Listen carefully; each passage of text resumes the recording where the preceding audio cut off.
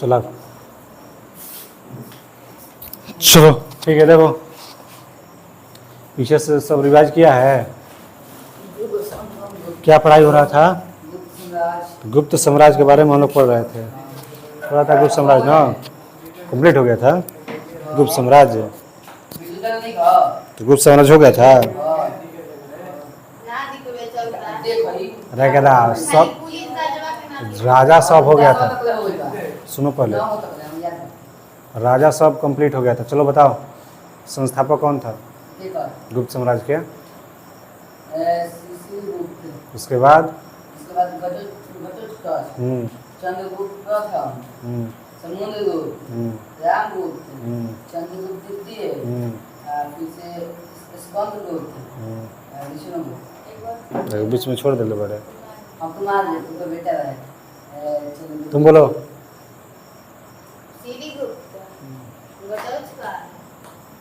बोलिए जल्दी। चंद्रगुप्त प्रथम, समुद्रगुप्त, रामगुप्त,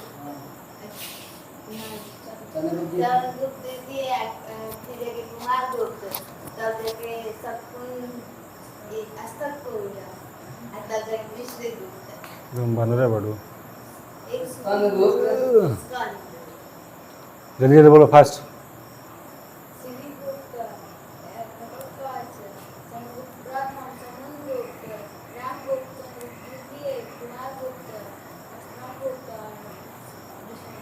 स्कंदगुप्त और विष्णुगुप्त। बताया जाता है कि सबसे पहले अगर पूछा जाए कि गुप्त वंश के संस्थापक कौन थे तो बोलेंगे श्रीगुप्त। क्या बोलना है? श्रीगुप्त। लेकिन बोलेगा कि वास्तविक संस्थापक गुप्त साम्राज्य के कौन थे तो चंद्रगुप्त प्रथम। चंद्रगुप्त प्रथम बोल दिया जाएगा, ठीक ना, वास्तविक संस्थापक। वहीं बताया जाएगा कि अंतिम गुप्त साम्राज्य के कौन था तो विष्णुगुप्त। बताना है श्रीगुप्त, घटोत्कच, चंद्रगुप्त प्रथम, फिर उसके बाद समुद्रगुप्त, फिर इसके बाद रामगुप्त, फिर इसके बाद चंद्रगुप्त द्वितीय, फिर इसके बाद कुमारगुप्त आता है, फिर स्कंदगुप्त और लास्ट में आता है हमारा विष्णुगुप्त। बोला जाएगा नालंदा विश्वविद्यालय की स्थापना या उद्घाटन किसने करवाया था? कुमारगुप्त ने करवाया था, ठीक ना। किसको भारत का नेपोलियन कहा जाता है? समुद्रगुप्त हो। संगीत के बारे में ज़्यादा इंटरेस्ट कौन रहता था गुप्त साम्राज्य में? समुद्रगुप्त। बताया गया सिक्का पर बीणा बजाते हुए उसका साइन मिला हुआ है, ठीक है। इतना तक हो गया था हम लोगों का गुप्त साम्राज्य में, इतना हो गया था ना। अब हमें पढ़ना था गुप्त साम्राज्य में आगे, इसके पीछे हो गया, पीछे रिवीजन किया ना सब, पीछे बार बार रिवीजन करते रहना। सब विदेशी आक्रमणकारी हो गया था, जैन धर्म, बौद्ध धर्म, वेद हो गया था, ये सब भी हो गया था। जाके प्रीवियस ईयर जो वीडियो है उसको देख लीजिएगा। कुछ काम था और लाइन भी डिस्टर्ब था तो 2 दिन क्लास नहीं हो पाया। चलिए आगे देखिए, इसमें संगम युग भी कंप्लीट हो गया था हम लोगों का। इसी तरीके से देखा है ना रे। आज कौन सा दिन है? संडे का पूरा कंप्लीट फिर से होगा, स्टार्टिंग से अभी तक, और फिर से थोड़ा थोड़ा ही होगी, खाली छड़ी बरियार लाना उस दिन। चलिए गुप्त साम्राज्य में इतना हो गया था हम लोगों का। फिर से देख लीजिए, महाराजा धीराज की उपाधि किसने धारण किया था? चंद्रगुप्त प्रथम। भूल फाड़ दे। चंद्रगुप्त प्रथम क्या किया था? महाराजा धीराज की उपाधि धारण किया था, ठीक है ना रे। महाराजा धीराज की उपाधि धारण किया था। इसके बाद बताया गया था कि अश्वमेधकर्ता विक्रम और कविराज किसे कहा गया है?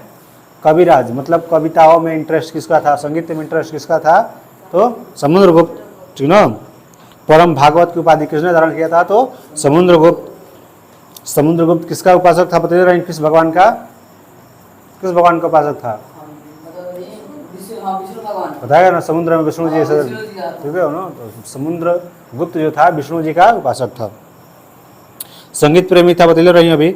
समुद्रगुप्त के दरबारी कवि था हरिसेन, बताया गया था। और हरिसेन ने लिखा है प्रयाग प्रशस्ति। प्रयाग प्रशस्ति के लेखक कौन हो जाएंगे? हरिसेन। और हरिसेन किसके दरबारी कवि था? समुद्रगुप्त के दरबार में वो रहता था, ठीक है। इसमें इलाहाबाद प्रशस्ति दिया है, कहीं कहीं प्रयाग प्रशस्ति देता है। तो हरिशरण याद रखना, और बोलेगा हरिशरण किसके दरबार में, तो समुद्रगुप्त के। परम भागवत के बोलेगा उपाधि किसने धारण किया था, समुद्रगुप्त। ठीक है, चंद्रगुप्त द्वितीय के शासनकाल में एगो चीनी यात्री भारत आया था, फाहियान आया था। फिर बताया गया इत्सिंग भी आता है, संयुगन भी आता है, चीन के पीछे से पड़े है ना।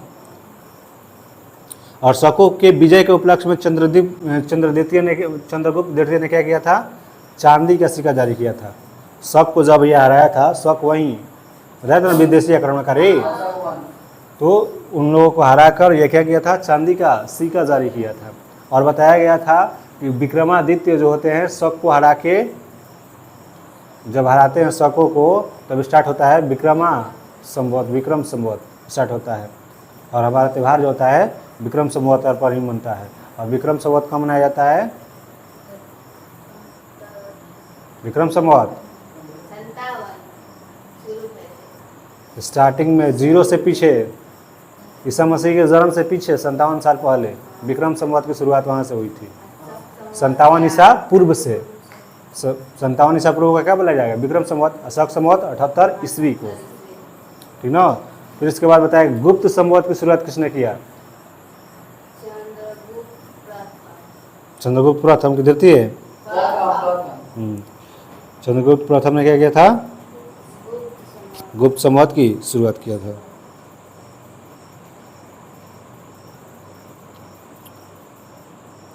चंद्रगुप्त द्वितीय के दरबार में 9 रत्न रहते थे। कालिदास हो गए, अमर सिंह हो जाएगा, वितल भट्ट, घटरपरकर, वरुचि, शंकु, छड़पड़क, धन्वंतरी। ठीक है, और इसके बाद चंद्रगुप्त द्वितीय के बाद इसका पुत्र होता है कुमारगुप्त, या उसे गोविंद गुप्त भी कहता है, गोविंद गुप्त या कुमारगुप्त। ठीक है, नालंदा विश्वविद्यालय को बोलेगा कि स्थापना या उद्घाटन किसने किया था, तो कुमारगुप्त। पूरा रिकॉर्ड है, इसको कंफ्यूज हुआ आदमी। अंतिम बोलेगा तो बता देना, विष्णुगुप्त। स्कंदगुप्त के शासनकाल में हूणों आक्रमण किया था। हूण दबंग गाना सुना है, तो हूण एक आक्रमणकारी थे, हूण विदेशी आक्रमणकारी।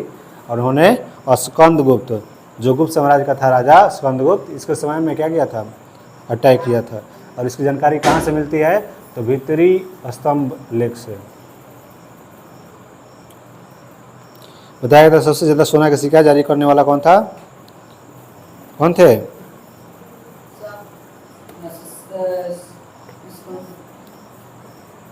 गुप्त वंश वाला ना सबसे ज़्यादा।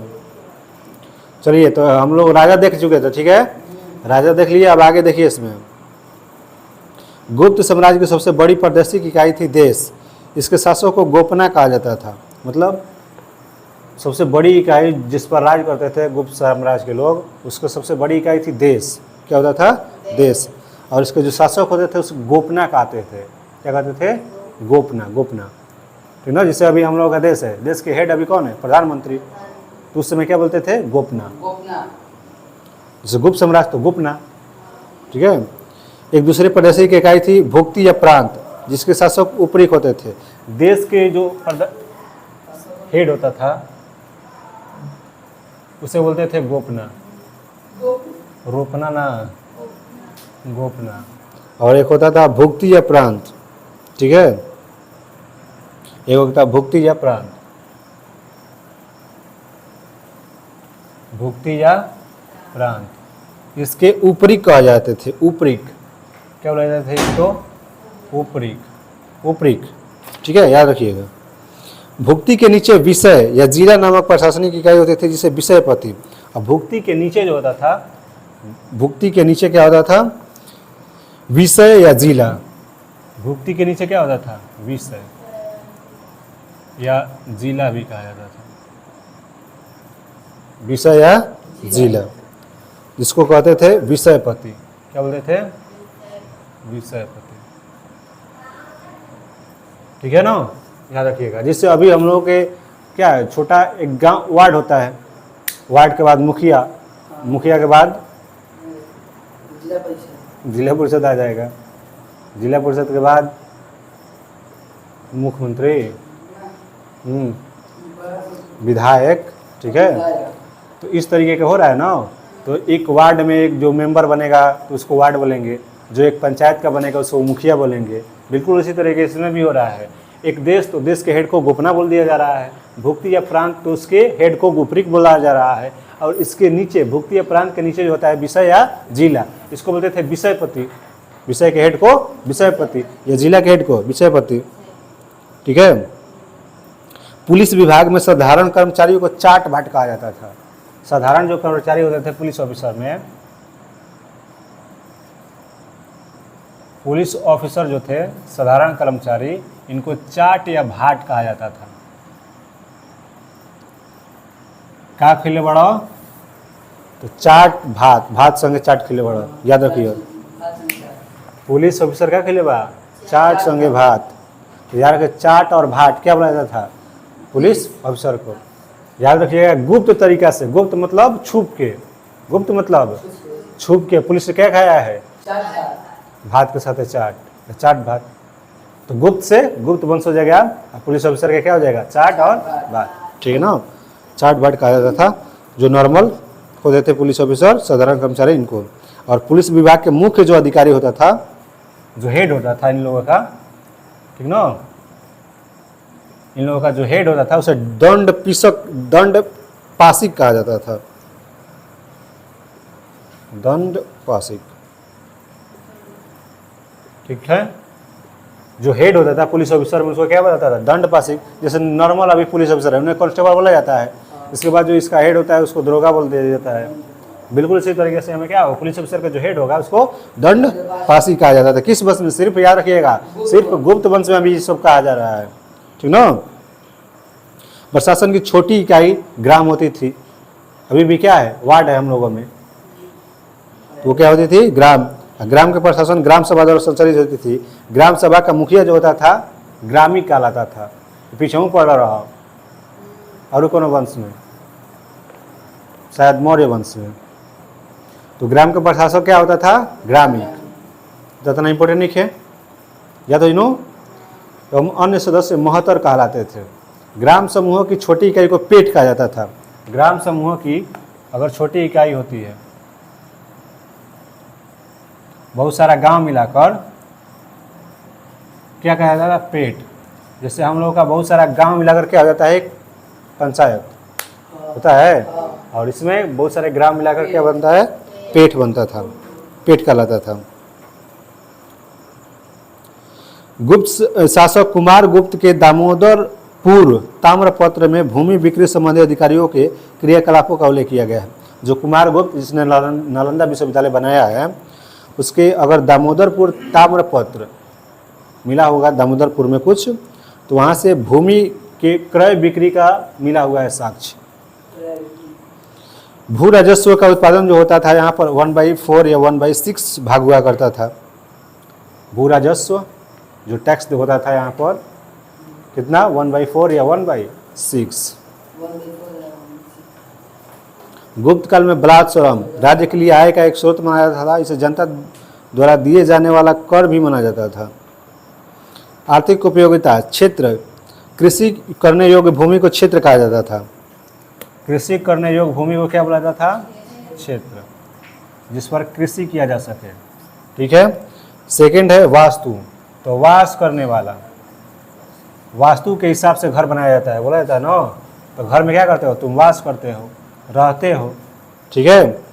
एक होता है सील, क्या है सील। तो सील में ऐसी भूमि जो जोतने योग्य नहीं हो, जोतने योग्य नहीं हो, तो उसके क्या बोला जाता है सील हो गई बात। अपरहत एक होता है, क्या होता है अपरहत। तो अपरहत का मतलब होता है ऐसी भूमि जो जंगली हो, क्या हो जंगली हो। अरे समझ में क्षेत्र किसको बोला जाता था कृषि वाले को, क्षेत्र किसको बोलता है कृषि करने योग्य भूमि, वैसा भूमि जिस पर क्या किया जा सके कृषि किया जा सके, उसको क्या बोला जाता था क्षेत्र। लेकिन याद रखना है दिमाग में कि ये सिर्फ गुप्त साम्राज्य में हो रहा है, पूरा रिकॉर्ड याद रखना है कि क्या हो रहा है गुप्त साम्राज्य में। क्षेत्र किसको बोलते थे कृषि योग्य भूमि को। वास्तु तो जिसमें इंसान घर बना के रहता था, वास्तु बोला है, वास्तु के अनुसार घर बनाना चाहिए, और घर में इंसान क्या करेगा, रहेगा। तो वास्तु के अनुसार क्या करना चाहिए, घर बनाना चाहिए। तो वास्तु के अनुसार वास करेगा। वास्तु भूमि क्या होती थी, वास करने वाली। सील मतलब सील किया गया है, ठीक ना।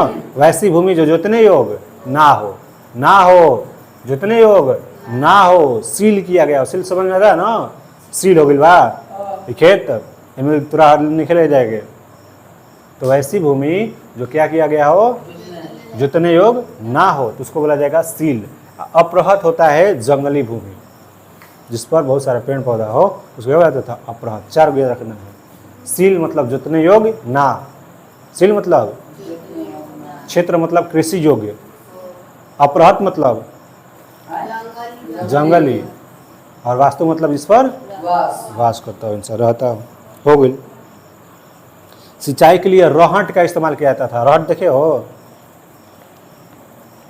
पहले एक कुआं होता था और उसके चारों तरफ बैल वैल बांध के वैसे घुमाया जाता था।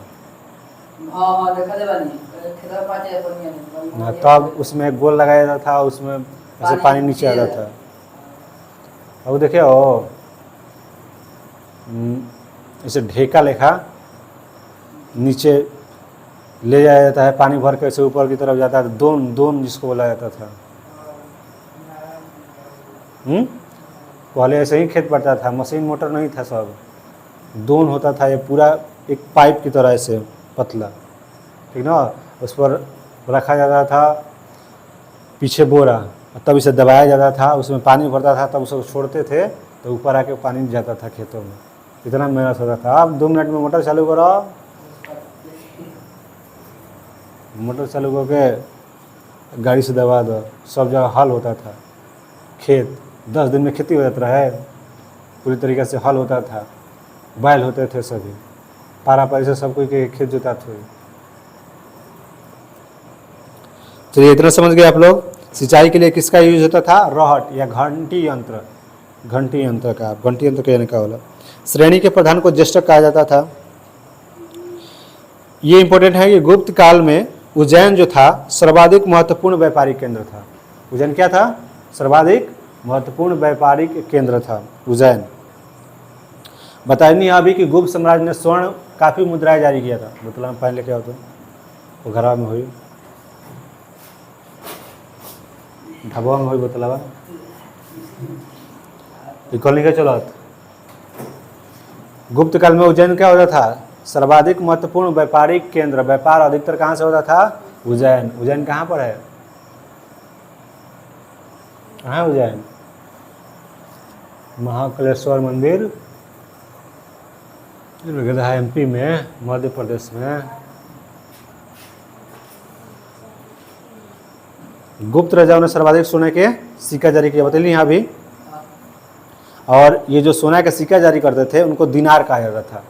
क्या कहा जाता था, सोना के सिक्का जारी करने वाला, और जो सोना का सिक्का होता था गुप्त साम्राज्य में उसको दिनार कहा जाता था। क्या बोला जाता था, दिनार। फिर इसके बाद बड़ी संख्या में इन्होंने चांदी के सिक्के भी जारी किया, ठीक है।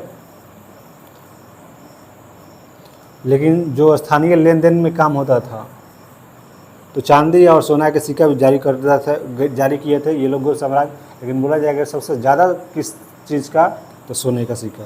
और सबसे पहले बोला जाएगा सोने का सिक्का शक, हिंद यूनानी ना, हिंद यूनानी।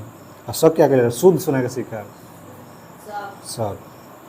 याद रखिएगा, हिंद यूनानी पहले सोने का सिक्का। भाई कहाँ की पुता है रोज आ जला करे,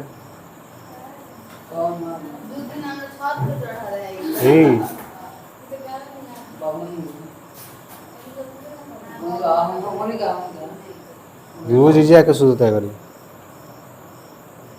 चलो, तो सबसे पहले बोला जाएगा सोना का सिक्का, तो हिंद यूनानी शुद्ध सोना का सिक्का बोला जाएगा। तो शक बोलेगा कि सबसे ज्यादा सोना का सिक्का गुप्त साम्राज्य। कायस्थों का सर्वप्रथम याज्ञवल्क्य स्मृति मिलता है। जाति के रूप में कायस्थों का सर्वप्रथम वर्णन उस्मान कायस्थ। कायस्थों का सर्वप्रथम वर्णन जो होता है याज्ञवल्क्य स्मृति में मिलता है। जैसे मनुस्मृति है, बिल्कुल कायस्थ एक जाति है, उसका वर्णन सबसे पहले याज्ञवल्क्य स्मृति में मिलता है। और जाति के रूप में सबसे पहले वर्णन जो है ओसनम स्मृति में किया गया है। जाति के रूप में कायस्थों का वर्णन। विंध्य जंगल में सबर जाति के लोग अपने देवता को मनुष्य के मांस चढ़ाते थे, याद रखिएगा। क्या करते थे? मनुष्य के मांस। आदिवासी पढ़े हो? आदिवासी में कभी देखे हो? बलि देता है इंसान को। तो सबर जाति के जो लोग थे अपने देवता को क्या करते थे? मनुष्य का मांस चढ़ाते थे। पहली बार किसी को सती होने का साक्ष्य कहाँ से मिला हुआ है? तो 510 में 510 में भानुगुप्त के एरण अभिलेख से मिला हुआ है, जिसमें किसी भोजराज की मृत्यु पर उनकी पत्नी का सती होने का उल्लेख मिला हुआ है। किनकी पत्नी? भोजराज। भोजराज की जब मृत्यु हो जाती है तो इनकी पत्नी को क्या किया जाता है? सती बनाया जाता है। सती मतलब भगवान। और भगवान कैसे बनेगी? जाके जिस पर पति मरा है उसे चिता पर उसको बांध कर जबरदस्ती जलाया जाता था। दिमाग नहीं है अभी? तो पहली बार सती होने का कहाँ से मिला हुआ है? उल्लेख कहाँ पर किया गया है सती होने का? तो किया गया है एरण अभिलेख से। एरण अभिलेख इंपॉर्टेंट है, याद रखिएगा। एरण अभिलेख में सबसे पहले जो है सती होने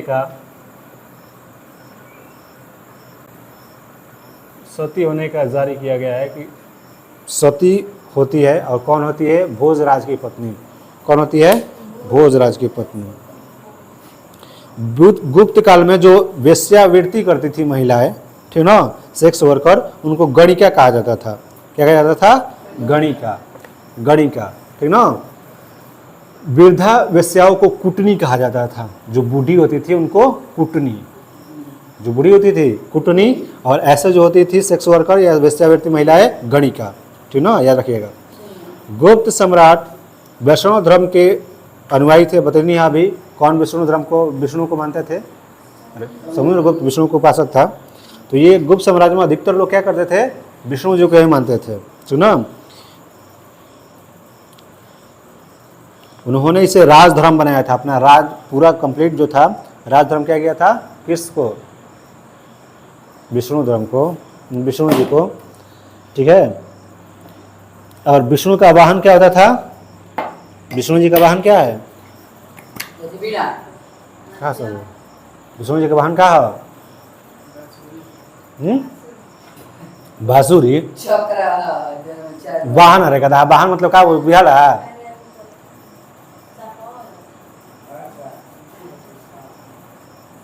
गरुण देख लो बस रे गधा।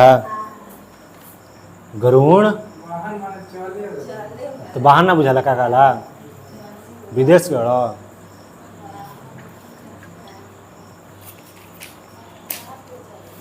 चलिए आगे देखिए।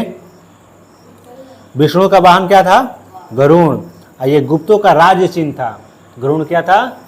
गुप्तों का राज्य चिन्ह। बताइए आप। गुप्त काल में वैष्णव धर्म संबंधी सबसे महत्वपूर्ण अवशेष देवगढ़, कहाँ पर? देवगढ़ में मिला हुआ है। 10 अवतार है, जिला ललितपुर में ये है, और ये बेतवा नदी के किनारे है, ठीक है। ये अधिकतर देख रहे हैं आप लोग गुप्त साम्राज्य तो मध्य प्रदेश के इर्द गिर्द घूम रहा है, ठीक ना। बेतवा रिवर भी कहाँ पर? मध्य प्रदेश में जाइएगा तो मध्य प्रदेश के आसपास ये घूम रहा है हमारा गुप्त साम्राज्य। मतलब गुप्त साम्राज्य का सर्वाधिक जो केंद्र था मध्य प्रदेश। अभी बताइए कि उज्जैन व्यापारिक का महत्वपूर्ण केंद्र था उज्जैन।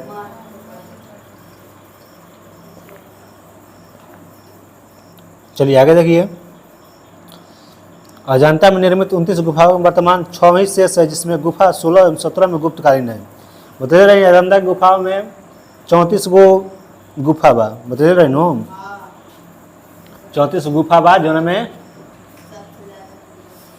कहाँ से कहाँ तक बताया गया था?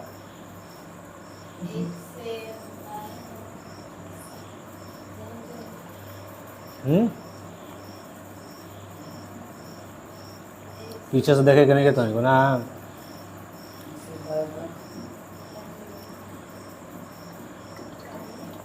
1 से 12 तक जो था जैन धर्म से रिलेटेड था ना। फिर इसके बाद हिंदू धर्म, और फिर 30 से लेकर 34 तक जो होता है बौद्ध धर्म तक। यही था ना? यही होगा, नहीं तो उल्टा होगा, जैन धर्म बौद्ध धर्म वाला। 16-17 इसमें देखो अजंता गुफा में इसका नंबर 16-17 ये जो गुफा है ये गुप्त कालीन गुफा है। क्या है? गुप्त कालीन। इसमें 16 नंबर जो है उसमें मरणासन राजकुमारी का चित्र का वर्णन किया गया है। क्या? मरणासन राजकुमारी का चित्र। इसके गुफा नंबर 17 में चित्रशाला कहा गया है। गुफा नंबर 17 को क्या किया गया है? चित्रशाला। इस चित्रशाला में बुद्ध के जन्म, जीवन, महाविनिष्क्रमण एवं महापरिनिर्वाण की घटनाओं से संबंधित मिला हुआ है। 17 नंबर में क्या मिला हुआ है? बुद्ध के जन्म, जीवन, महाविनिष्क्रमण, महापरिनिर्वाण बताया गया है। महाविनिष्क्रमण क्या है?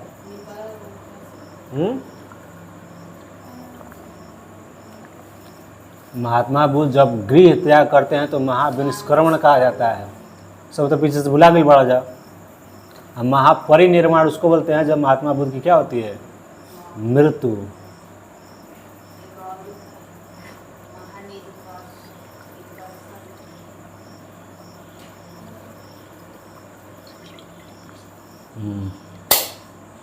चलिए आगे देखिए। तो 16 नंबर में कौन सी?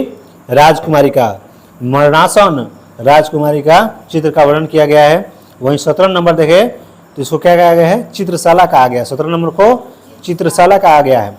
और इसमें बुद्ध से संबंधित, महात्मा बुद्ध से संबंधित क्या? जीवन, महाविनिष्क्रमण और महापरिनिर्वाण। जब घर से त्याग देते हैं और जब मृत्यु होता है तो महापरिनिर्वाण करते हैं, तो घटनाओं के संबंध में चित्र बनाया गया है 17 नंबर में। ठीक ना? अजंता की गुफाएं बौद्ध धर्म की महायान शाखा से संबंधित है। अजंता की गुफाएं किससे संबंधित है? बौद्ध धर्म के महायान। बता रहे बौद्ध धर्म में 2 गो, महायान और हीनयान। रे गधा सब भुला गई बड़ा सा। महायान और हीनयान 2 भागों में बटा था। तो महायान शाखा से संबंधित है। अजंता की गुफाएं जो है बौद्ध धर्म की किस शाखा से संबंधित है? महायान की शाखा से। ठीक ना? गुप्त काल में निर्मित अन्य गुफा बाघ की गुफा, जो बाघ जिला धार मध्य प्रदेश नामक स्थान पर विंध्य पर्वत को काटकर बनाई गई है। यह भी इंपॉर्टेंट है, याद रखिएगा। कि कौन सा?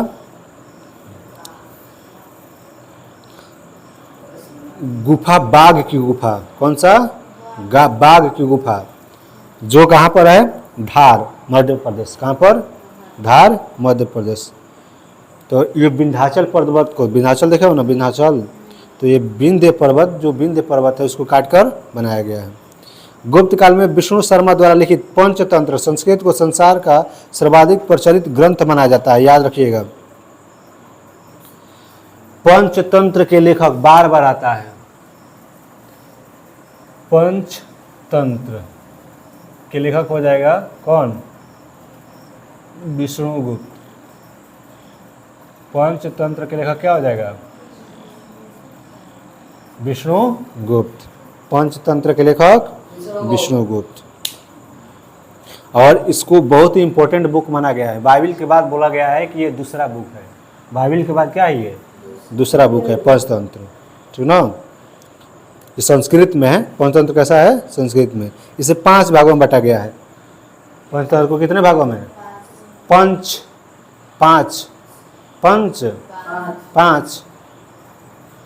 तंत्र मंत्र कैसे वाला? संस्कृत में ना वाला। ओम ब्रह्म कर लो सुनो, सब किस में होता है? संस्कृत में। योग सब संस्कृत में। तो यहाँ पर याद रखिएगा पंचतंत्र किस भाषा में है? संस्कृत में। पंचतंत्र में कितने अध्याय है? 5 अध्याय। मित्र भेद, मित्र लाभ, संधि विग्रह, लाभ प्रणाश, अपरिच्छाकारित्व। आर्यभट्ट ने आर्यभट्टियम एवं सूर्य सिद्धांत नामक ग्रंथ लिखा। आर्यभट्टियम एवं सूर्य सिद्धांत नामक ग्रंथ जो है किस वंश में या किस साम्राज्य के वक्त लिखा गया था? गुप्त साम्राज्य के वक्त। किसने लिखा था? आर्यभट्ट। अब भारत में गणितज्ञ का जनक, पिता किसे कहा जाता है? आर्यभट्ट को। किसको? आर्यभट्ट को। और ऐसे बोला जाएगा कि गणित के पिता तो आर्किमिडीज। याद रखिएगा, आर्किमिडीज। और आर्किमिडीज का एक सिद्धांत होता है जिसके कारण कोई भी नाव जो होती है तैरती रहती है, आप तैरते रहते हैं। बताया जाता है कि अगर कोई लिक्विड है उसमें जितना वजन डाला जाए उतना पानी निकल जाता है। ये होता है आर्किमिडीज का सिद्धांत। आर्यभट्ट ने आर्यभट्टिया में चलो हो गया था। आर्यभट्ट पहला भारतीय नक्षत्र वैज्ञानिक थे जिसने घोषणा की कि पृथ्वी अपनी धुरी पर घूमती है। आर्यभट्ट ने ही स्टार्टिंग में बताया था कि हमारी अर्थ जो है अपने एक्सिस पर क्या करती है, घूमती है। अपने एक्स पर क्या करती है, घूमती है। जगह तो आर्यभट्ट ने ही स्टार्टिंग में बताया था कि हमारी अर्थ क्या करती है, अपनी एक्स पर घूमती है। और इसी के कारण क्या होता है, दिन और इसी के कारण दिन और रात होता है। लेकिन बोला जाए कि वहीं मौसम में परिवर्तन कैसे होता है, तो ये अपनी एक्सिस पर झुकी हुई भी है। अपने एक्सिस पर झुकी हुई है कितना डिग्री, 23.5 डिग्री, जिसके कारण मौसम परिवर्तन होता है। और बताया जाता है कि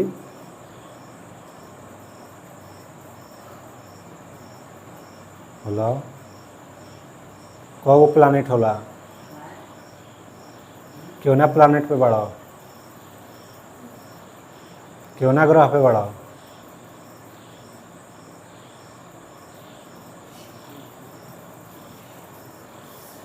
तारा की जैसे लॉन्च का दौर चाहता हूँ। एक होता है प्लायन वेग 11.2 किलोमीटर पर सेकेंड।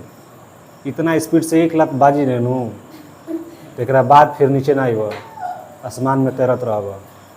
इसको प्लायन वेग बोलते हैं। 11.2 किलोमीटर पर सेकेंड की स्पीड से अगर किसी चीज़ को फेंक दिया जाए तो पुनः वापस धरती पर नहीं आएगा जल्दी। इसके लिए एक्स्ट्रा स्पीड चाहिए उसको आने के लिए।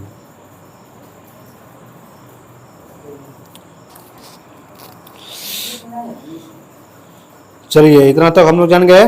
पंचतंत्र किसने लिखा है, विष्णुगुप्त। पंचतंत्र किसने लिखा है, विष्णुगुप्त।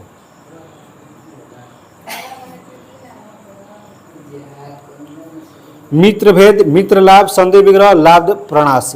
और पंचतंत्र जो विष्णु शर्मा जी लिखे हैं उसी में एक संस्कृत में कहानी पढ़े होंगे 10वां में, आलसी रहस्य 3 गो, 4 गो रहसन, 4 गो रहसन। सुत ग्रह से घर में आग लगा रहा है तो ये विष्णु शर्मा वाला है पंचतंत्र। इसी में से एक भाग निकाला गया है वो वाला।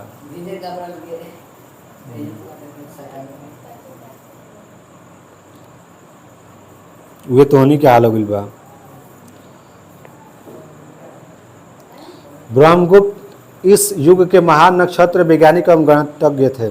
उसने यह घोषणा करके न्यूटन के सिद्धांत की पूर्व कल्पना कर ली कि पृथ्वी प्राकृतिक एक नियम के अनुसार सभी वस्तुओं पर गिरती है, क्योंकि पृथ्वी स्वभाव से ही सभी वस्तुओं को अपनी ओर आकर्षित करती है। बताया गया था कि ब्रह्मगुप्त, कौन, ब्रह्मगुप्त, ये महान नक्षत्र वैज्ञानिक थे, एस्ट्रोलॉजी, एस्ट्रोलॉजर, ठीक ना, नक्षत्र वैज्ञानिक क्या बोला जाएगा, तो ब्रह्मगुप्त इस युग के क्या थे, महान नक्षत्र वैज्ञानिक एवं गणितज्ञ थे। महान नक्षत्र एवं गणितज्ञ थे। इन्होंने घोषणा किया था कि कोई भी चीज़ अगर हम ऊपर की तरफ फेंकते हैं तो पृथ्वी खींच लेती है, ठीक ना। कोई भी चीज़ ऊपर खींचोगे क्या हो जाएगा, नीचे की तरफ आ रहा है। क्यों आ रहा है, क्योंकि इसमें फोर्स लगा रही कौन, पृथ्वी। तो छोटा सा चीज़ में देख रहे हो कितना साइंस है। ऐसे करो तो कहोगे काहे पापा नीचे गिर जाता है, 2 लाख मोरियन खींच के, हाँ बगलोल का है, ऐसे ऊपर छोड़े तो ऐसे नीचे ना आई। लेकिन इसमें क्या है, बहुत सारा साइंस, बहुत सारा थ्योरम है, बहुत सारे प्रयास किया गया है बहुत सारे साइंटिस्टों द्वारा, तब ये पता चला है कि जब हम ऊपर फेंकते हैं तो ये नीचे आ रहा है। अरे समझ में, एक चीज़ को प्रूव करने के लिए बहुत सारा दिमाग लगा है। और तुम सिंपल जान रहे हो कैसे, ऊपर फेंकम तो नीचे ही रहे बकलोल, जाना है ना कि ऊपर फेंकम तो ऐसे नीचे आई। लेकिन क्यों आएगा, क्यों, क्या, कैसे, ये होता है साइंटिस्ट का दिमाग। थोड़ा उल्टा खोपड़ी का होता है वो लोग, कहा आ जाता है ऊपर का नहीं चल जाता। ऊपर कब चल जाएगी, जब प्लायन बैग 11.2 किलोमीटर पर सेकेंड के स्पीड से मार देबो कोनो चीज़ के नीचे में आइए, ठीक है ना, आ रहा समझ में। तो ब्रह्मगुप्त जो थे, जो न्यूटन ने बताया था कि सेब, बताया था ना सेब गिरा था, तो सेब क्यों गिरता है बताया था न्यूटन। न्यूटन ग्रेविटी पढ़े हो ना, ग्रेविटी गुरुत्वाकर्षण। तो गुरुत्व बल और एक गुरुत्वाकर्षण बल होता है, दोनों में डिफरेंस होता है। गुरुत्व बल वो होता है जिसमें एक पृथ्वी अपनी तरफ किसी वस्तु को खींचती है, ग्रेविटी, और ग्रेविटेशनल फोर्स वो होता है जिसमें दो वस्तु एक दूसरे के ऊपर बल लगाते हैं, और ये बिल्कुल नगण्य होता है। जैसे हम लोग भी यहाँ पर है तो एक दूसरे के बीच हम लोगों के बल लग रहा है, लेकिन तुम्हें आभास नहीं हो रहा है, और ये हो रहा है मेरा ग्रेविटेशनल फोर्स। और यही होता है जिसके कारण हमारी सभी प्लैनेट जो है सन के क्या कर रही है, चक्कर लगा रही है, ग्रेविटेशनल फोर्स के कारण। तो ब्रह्मगुप्त ने न्यूटन से पहले ये बता दिया था कि कोई भी वस्तु को क्या करती है, पृथ्वी अपनी तरफ खींचती है। क्योंकि बताया गया है कि पृथ्वी स्वभाव से ही अपनी वस्तु, किसी भी वस्तु को अपनी ओर आकर्षित करती है।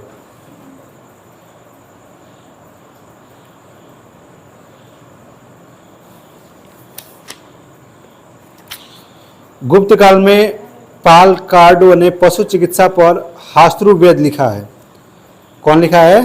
पॉल कार्डो ने पशु चिकित्सा मतलब जानवरों के उपचार के बारे में क्या लिखा है? हर्षरा वेद। याद रखिएगा, पॉल कार्ड, पॉल कार्डो।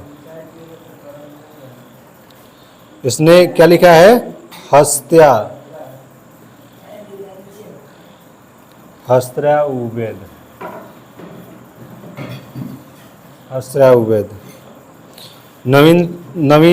नवनीतकम की रचना गुप्त काल में की गई। इस पुस्तक में नुस्खे, सूत्र और उपचार की विधियां दी गई है।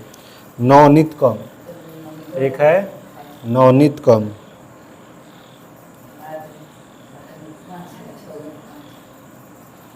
नवनीतकम की रचना, नुस्खा, सूत्र और उपचार, इसमें दिया गया है। नवनीतकम में गुप्त काल में लिखा गया है।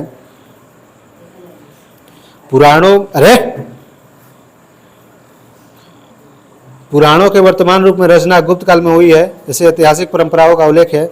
संस्कृत गुप्त राजाओं की शासकीय भाषा थी।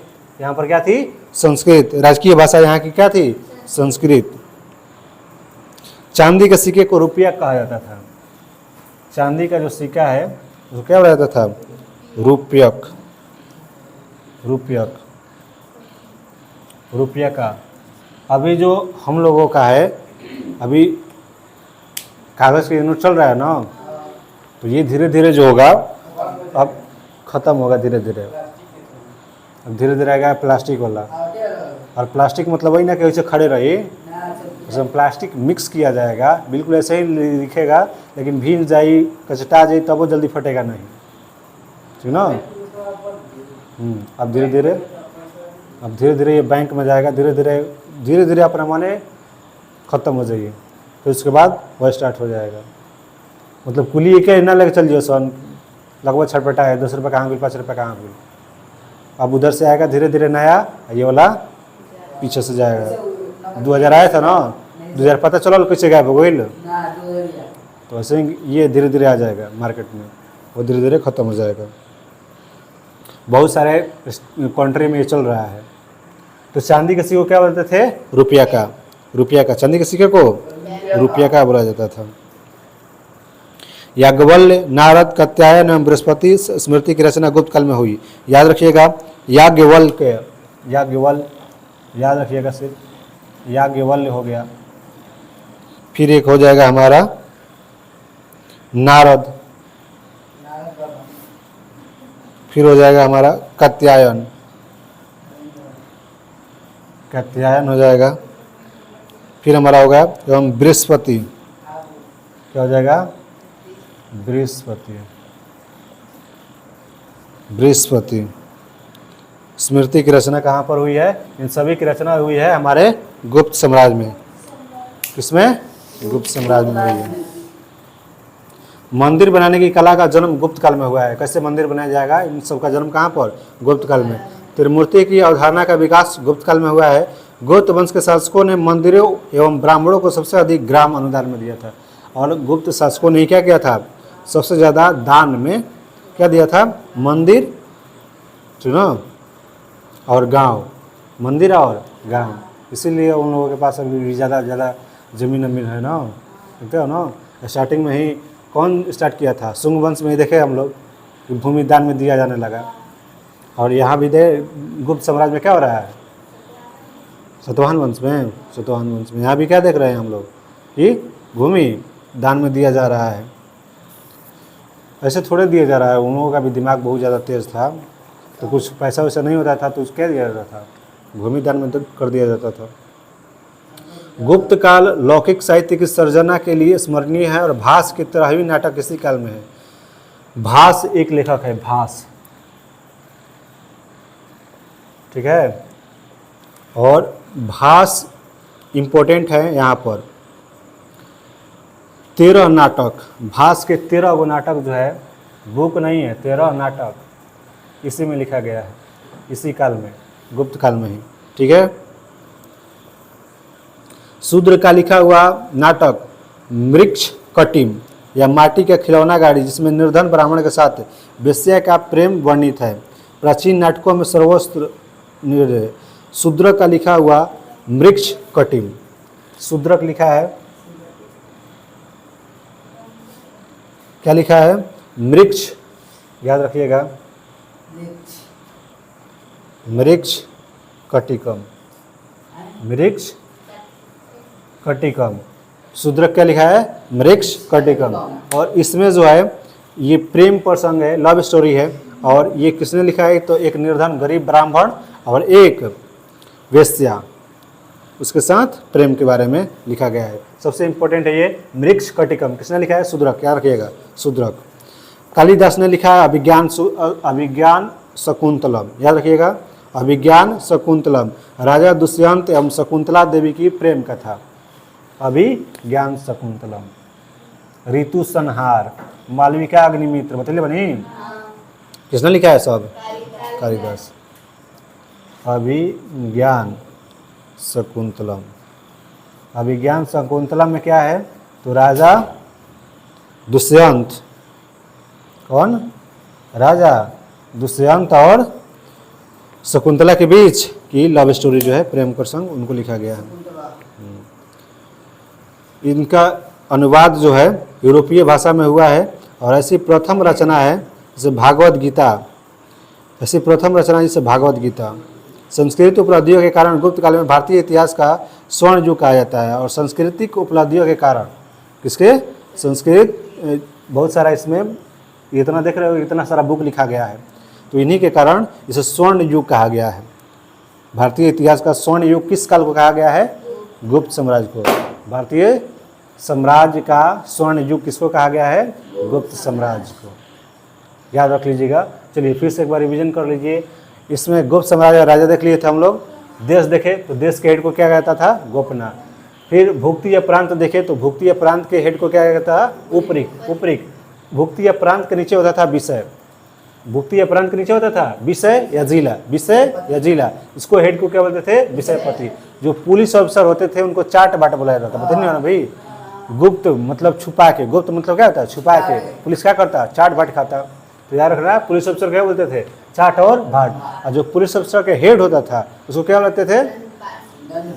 दंड पासिक। दंड, दंड मतलब दंड देने वाला, ठीक ना? दंड समझ में वाला नो, ये तुम्हें दंड दिया जाता है, तो दंड पासिक बोलते थे हेड को। ग्राम समूह को पेट कहा जाता था। ग्राम समूह जो होता था, जिसे हम लोग पंचायत होता है, उस समय क्या कहा जाता था? पेट। बताया गया 4 प्रकार की भूमि। गुप्त काल में कितने प्रकार की भूमि? 4। क्षेत्र में क्या होता था? कृषि। क्षेत्र में क्या होता था? कृषि। वास्तु में लोग क्या करते थे? वास करते थे, निवास करते थे। सील क्या होता था? तो वैसी भूमि जिस पर हाँ जोतना योग्य नहीं हो, खेती ना किया जा सके, जोतने योग्य ना भूमि को सील कहा जाता था। अपरहत तो वैसी भूमि जो जंगली हो, ठीक ना। फिर इसके बाद बताया गया कि एरण अभिलेख जो भानुगुप्त का है, एरण अभिलेख, वहाँ से सती प्रथा का उल्लेख मिला है। किसका उल्लेख मिला है? सती प्रथा का उल्लेख मिला है। कहाँ से? एरण अभिलेख से, भानुगुप्त के। और किस राजा की पत्नी? राजा भोज। किसकी? राजा भोज की पत्नी। यहाँ पर राजा भोज की मृत्यु होती है, राजा भोज की पत्नी को क्या किया जाता है? सती किया जाता है, सती बनाया जाता है। तो यहाँ से हमें एरण अभिलेख से मिला है सती प्रथा का, ये इंपॉर्टेंट है, आता है बार बार। एरण अभिलेख से पहली बार हमें सती प्रथा का साक्ष्य मिला हुआ है, ठीक ना। पंचतंत्र के लेखक हो जाएंगे विष्णु शर्मा। गुप्त लिख दिया मैंने, विष्णु गुप्त कहाँ थे? विष्णु सन क्या? विष्णु गुप्त बोल चला था, विष्णु शर्मा, ठीक ना? विष्णु शर्मा। पंचतंत्र के लेखक कौन हो जाएंगे? विष्णु शर्मा। और यहीं से आप लोग देखे होंगे वो कहानी आलसिया वाला चरगो, तो यहीं से निकाला गया। पंचतंत्र किस भाषा में लिखा गया है तो याद रखिएगा, किस भाषा में? संस्कृत भाषा में। और गुप्त साम्राज्य का बोला जाएगा कि कौन सी भाषा राजकीय भाषा थी? संस्कृत। कौन सी राजकीय भाषा थी? संस्कृत। और बोला जाएगा कि गुप्त साम्राज्य में संस्कृत इतना ज़्यादा थी और इसीलिए इसको क्या कहा गया है? स्वर्ण युग कहा गया है। बहुत सारा यहाँ पर बुक लिखा गया है इसमें, ठीक है। पंचतंत्र विष्णुगुप्त हो गया। इसमें 5 अध्याय है, बताया गया है 5 अध्याय। 5 को पढ़ेगा इतना जरूरी नहीं है। पल कार्ड ने क्या लिखा है? हस्त आयुर्वेद। और इसमें जो है आयुर्वेद समझ में आता है ना, दवा, तो इसमें किसका दवा है? पशुओं के बारे में। किसके बारे में? पशुओं के बारे में। और नवीनतम एक बुक है जिसमें क्या है? उपचार के बारे में लिखा गया है। चांदी के सिक्का को क्या कहा जाता था? रुपया का। चांदी के सिक्का को रुपया का कहा जाता था। सबसे ज्यादा सोना का सिक्का गुप्त साम्राज्य। सबसे ज्यादा सोना का सिक्का गुप्त साम्राज्य। सबसे पहले सोना का बोलेगा हिंद यूनानी, शुद्ध सोना का बोलेगा सौ, और बोलेगा सबसे ज्यादा गुप्त। और चांदी के सिक्का को क्या बोलता था? ये रुपया का। रुपया का। याज्ञवल्क्य, नारद, कात्यायन, ये सभी कहाँ पर लिखा गया है? गुप्त साम्राज्य में ही लिखा गया है। याज्ञवल्क्य, निंदा लगल, याज्ञवल्क्य, नारद और कात्यायन कहाँ लिखा गया है? गुप्त साम्राज्य में ही, ठीक है। भाष्य का 13 नाटक किस साम्राज्य में? गुप्त साम्राज्य में। इसीलिए भाष्य का नाटक कहाँ पर? 13 नाटक कहाँ पर? गुप्त साम्राज्य में। शूद्रक ने लिखा है मृक्षक कटिकम। मृक्षक कटिकम। और इसमें किसके बारे में? तो एक गरीब राजा और एक वेश्या के जो लव स्टोरी है उसको लिखा गया है मृक्ष कटिकम में। अभिज्ञान शकुंतला महिपतनी है, राजा दुष्यंत और शकुंतला के बीच प्रेम कहानी जो है लिखा गया है। और इसको कौश किसने लिखा है तो याद रखिएगा? कालिदास। किसने लिखा है? कालिदास। कालिदास के बुक और भी पढ़े हैं आप लोग। ऋतु संहार पढ़े हैं, फिर इसके बाद मालविका अग्निमित्र पढ़े हैं, जिसमें मालविका कौन होती थी? मालवा की राजकुमारी। और अग्निमित्र कौन होता था? पुष्यमित्र का लड़का। इन दोनों के बीच प्रेम प्रसंग। तो ये था हमारा गुप्त साम्राज्य कंप्लीट हो गया। असल में बार बार जाइए, रिवीजन कीजिए आप लोग। तो गुप्त साम्राज्य कंप्लीट हो गया। कल हम कौन सा पढ़ेंगे?